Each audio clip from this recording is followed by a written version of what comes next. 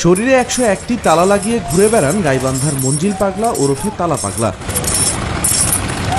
মনে বাসনা পূরণের আশায় সাধারণ মানুষ মানত করা তালা ঝুলিয়ে রাখেন জেলার গিদারি ইউনিয়নের মঞ্জিল হোসেন গায়ে।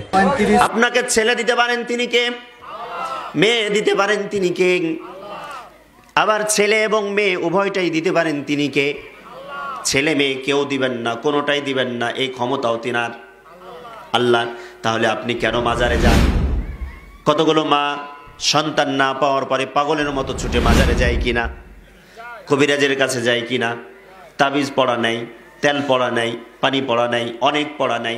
কিন্তু আপনি বলেন এই সমস্ত মাজার পূজারী, এই সমস্ত ভণ্ড বাবা, ল্যাংটা বাবা, তালা বাবা, সেদিন দেখলাম একটা তালা বাবার কথা।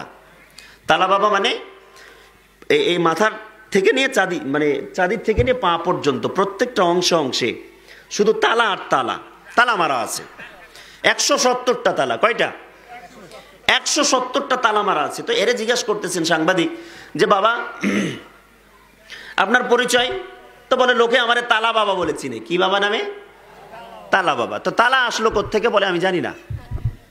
বলে কি আমি জানি না, আমি ভিডিও দেখেছি, সে এখানে তালা, এখানে তালা, সব জায়গায় তালা, 170টা তালা। তো বলে আমি রাতে ঘুমিয়ে থাকি, কে এসে তালা মেরে যায়। এটা পাগলে বিশ্বাস করে? এর নাম নাকি কি তালা বাবা। আর এক বাবা ল্যাংটা বাবা, শুধু একটা জায়গা পড়ে বসে আছেন, আল্লাহর ধ্যানে নাকি মশগুল আছেন, নামাজ নাই, রোজা নাই, হজ নাই, জাকাত নাই, সে নাকি আবার বাবা। বাবার নাকি ক্ষমতা, বাবার মুরিদ যারা হবেন, বাবার মুরিদের কোনো কি লাগে না, নামাজ রোজা লাগে না। ওই বাবা নাকি কবরে তাদের প্রশ্নের জবাব দিয়ে আসবে।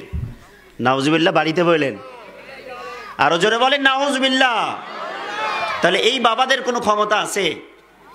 বলেন। কবিরাজের কোনো ক্ষমতা আছে? কোনো ক্ষমতা কারোর নাই। দিতে পারেন তিনি কে?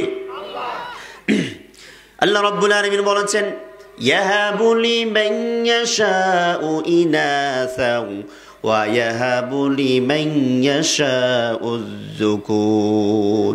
আল্লাহ যাকে খুশি তাকে ছেলে দেন, যাকে খুশি তাকে মেয়ে দেন, আবার যাকে খুশি তাকে ছেলে এবং মেয়ে উভয়টা দেন, আবার যাকে খুশি তাকে ছেলেও দেন না, মেয়েও দেন না, বন্ধা করে রেখে দেন। সব ক্ষমতা যদি আল্লাহর হয়, তাহলে আপনি কেন বলেন সমস্ত ক্ষমতার উৎস জনগণ? এই কথা বলা কুফরি। এই কথা বলা কি? একটু জোরে বলেন। আমরা কি বলি? সমস্ত ক্ষমতার অধিকারী কি বলি আমরা? নেতারা কি বলে? সব ক্ষমতার উৎস কি বলে? জনগণ বলে না? আল্লাহ বলেছেন আলা লাহুল খালক, আলা লাহুল খালক। 2 ইন্নাল্লাহা আলা কুল্লি শাইইন কাদির। 3 আল্লাহু আলা কুল্লি শাইইন কাদির।